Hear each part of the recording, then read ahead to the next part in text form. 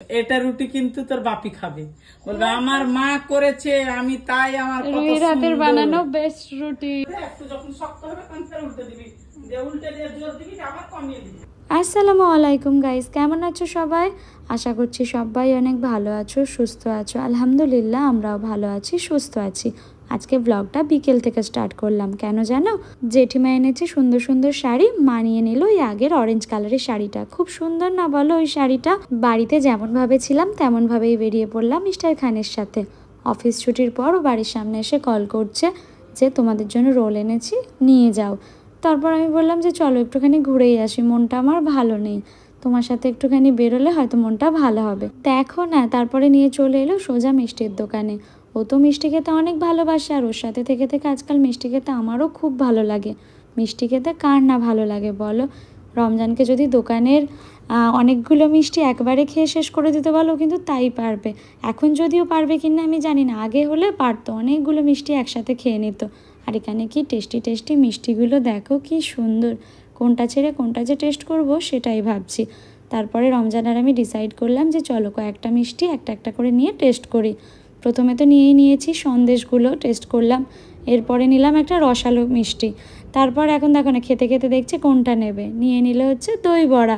দই বড়াটা খেতে কিন্তু বেশ ভালো ছিল, এত টেস্টি না গাইস, আমি ভাবতে পারিনি যেখানে দই বড়াটা এত ভালো হবে। প্রতিটা জিনিস নিচ্ছে, আগে আমায় খাওয়াচ্ছে তারপর ও খাচ্ছে। তো একসাথে মিলে যে কতগুলো মিষ্টি খেলাম, এবার শেষের রাবড়িটা খাচ্ছি। এবার আমি ওকে বলছি না না অনেক হয়েছে, এবার চলো। দুই বাড়ির জন্যও নিয়ে নিলাম অল্প অল্প করে মিষ্টি আর দই। আমাদের বাড়ির জন্য নিয়েছি টক দই, আর আমাদের জন্য নিয়েছি রাবড়ি। রমজানের সাথে থাকলে মন আমার এমনিই ভালো হয়ে যায়। আর দেখো না রোল এনেছিল আর সাথে টক দই নিয়ে দিল। কে বললো? মা না তুই? আমি। সুমু একটা রুটি করেছে এত সুন্দর, আমার সুমু একটা। এটা রুটি কিন্তু তোর বাপি খাবে, বলবে আমার মা করেছে আমি তাই, আমার রুই রাতের বানানো বেস্ট রুটি। ওটা গরম ছিল তখনই পড়ে গেল। আচ্ছা তাহলে অন ক্যামেরা একটা এ করে দে, তাহলে গলতি মা উল্টে দে, হয়ে গেছে। হ্যাঁ হ্যাঁ উল্টে দিবি, আস্তে আস্তে করে দে, একটু যখন শক্ত হবে তখন ফের উল্টে দিবি, দিয়ে উল্টে দিয়ে জোর দিবি, আবার কমিয়ে দিবি।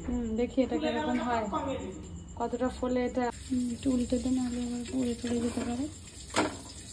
এই তো কি সুন্দর ফুলছে। ফুলবে ফুলবে, দাঁড়া ফুলবে। ফ্লেমটা কমিয়ে দেবার একটু, ফুলবে ফুলবে। উল্টে দে, একদিক থেকে ফুললো না? হ্যাঁ ফুলবে, ফুলছে। এই তো মা আমাকে এত ভালোবেসে রুটি করা শেখাতো, কিন্তু তোকে ভালোবেসে শেখাচ্ছে।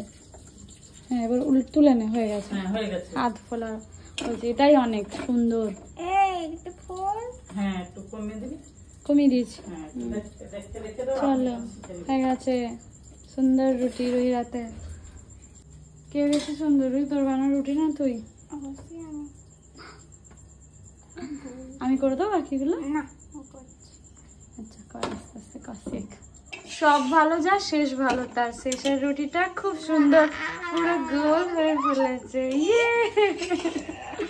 কি খুশি দেখো।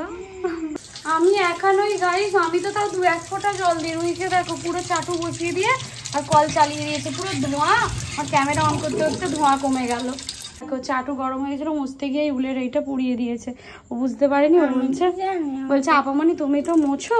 আমি ভেবেছি এইরকম, তো এই উলেরটা দিয়ে কেউ মোছে? বাহ, আর এইগুলো ঠিক আছে, তাও তুই করছিস একটু একটু করে। এভাবেই একদিন দেখবি তুই পাকা রাঁধুনি হয়ে যাচ্ছিস। তোর কিচেনে এসে আমরা একটু ঘাঁটলে তখন আমাদের বকা দিবি। কাল রাতে আর ব্লগটা কন্টিনিউ করিনি।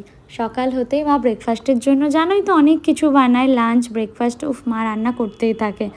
এরপর ব্রেকফাস্ট করে চলে এলাম কিচেনে বাবার জন্য গ্রিন টি বসাবো বলে। আর মা বানাবে মাছের ডিমের বড়া, তাই ব্যাটারটা রেডি করে নিচ্ছে।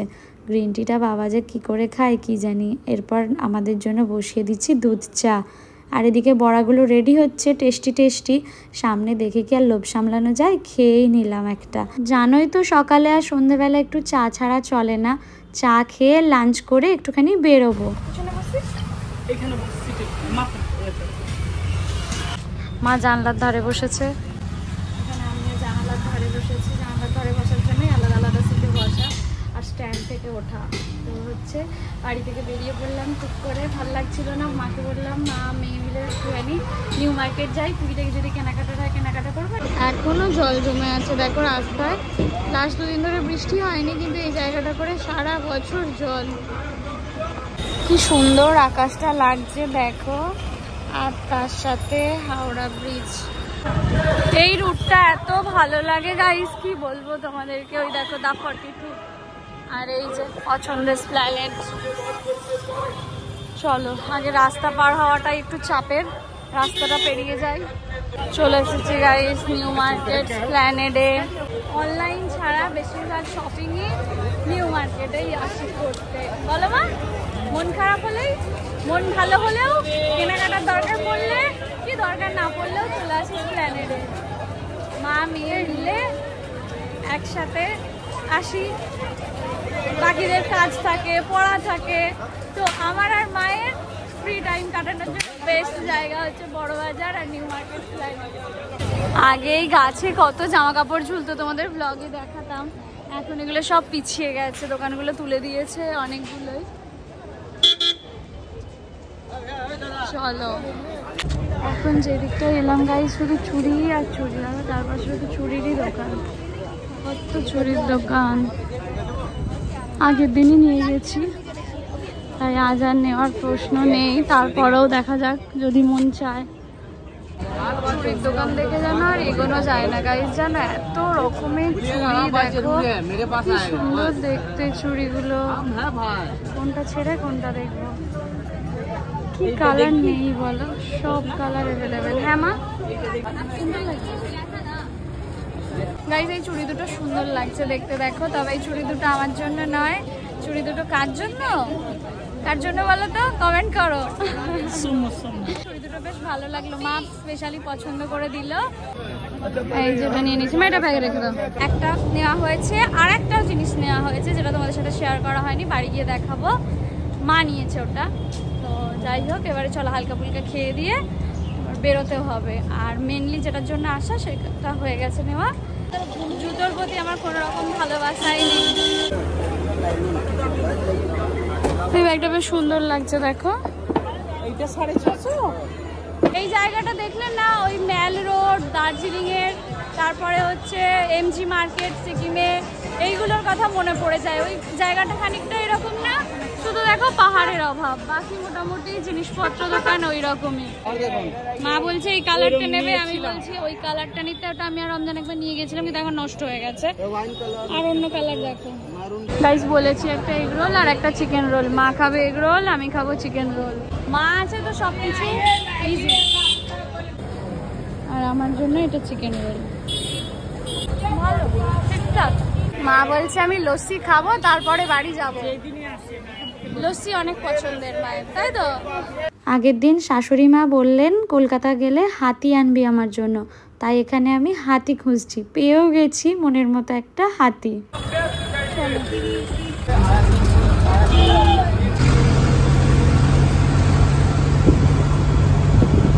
ঘরে ফিরছি, দেখছি আমার ঘরটার একেবারে যা খুশি তাই অবস্থা। এখানে রুই বসেছে বিভিন্ন রকম ওদের ফটো নিয়ে। এগুলো করার কারণ কি? কালকে আমাদের 6 মান্থ অ্যানিভার্সারি, তাই ওদের 6 মান্থস অ্যানিভার্সারি, তাই জন্য নিজে হাতে করে কিছু একটা বানানোর চেষ্টা করছে। এই দেখো কি সুন্দর, এটা কি হিজাব পিন? তাহলে কি ভালো লাগছে দেখতে, দেখো কি সুন্দর। গাইস চেঞ্জ করার আগে একটু চলো চা খেয়ে আসি। মা বললো চা হয়ে গেছে, আর ওরা আমার ঘরে ডেকোরেট করছে। মা বানিয়েছে চা, ইয়ামি ইয়ামি। ঘড়িতে বাজে 9:25। মা কি বানিয়েছে জানো গাইস? এই দেখো, এই যে কি বলতো এটা কি মা? 2 প্যাকেট দুধকে ভালো করে হ্যাঁ জাল দিলাম, হ্যাঁ হ্যাঁ, দিয়ে এলাচ দিয়েছি, গরম মশলা দিয়েছি, দুধ দিয়েছি, দিয়ে দুধটাকে ভালো করে মেরে এতে পাউরুটি দিয়ে পাউরুটির পায়েস বানিয়েছো তাই পায়েস তো? বানিয়েছি। আমি ফ্রিজে রেখে দিয়ে পুরো আইসক্রিমের মতো লাগবে। দেখো কি সুন্দর হয়েছে না দেখতে। এবার কি এটা ফ্রিজে রেখে দেবে? মানে একটু ঠান্ডা হলে হোক। আচ্ছা, তোরা খেলে খাবি, একটু ফ্রিজে রেখে টেস্ট করতেই হবে। হ্যাঁ দেবো একটু? ফিরে সারাদিন পর আবার এসব, দেবো একটু? না এখন দিও না, আমি তো পরে খাবো। চা খেলাম, বলছি সারাদিন পর ফিরে আবার এসব মন চায়। কি করবো, ইচ্ছে গেলে খাওয়ার, কি করবো বল। আজকের ব্লগটা গাইস এখানে এন্ড করছি। ভালো লাগলে লাইক কমেন্ট শেয়ার করো। ওরা গেছে নিচে খেতে, বেডটার এরকম অবস্থা। তো চলো দেখা হবে নেক্সট ব্লগে ইনশাআল্লাহ।